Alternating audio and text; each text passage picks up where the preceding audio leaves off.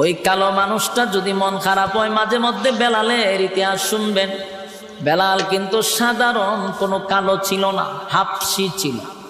খালা কি অস্তের খালা, হাসি দিলে শুধু দাঁত দেখা যেত।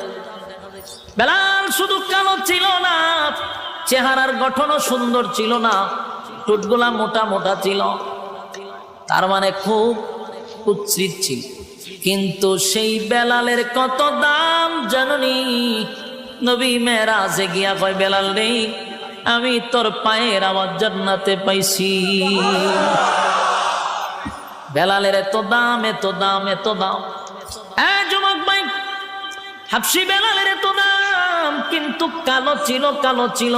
কালো বেলাল যদি আজান না দিত রে, সেদিন আর শোবে সাদিক হতো না। বেলাল আজান না দিলে আর সে গিয়া ফসতো না। কালো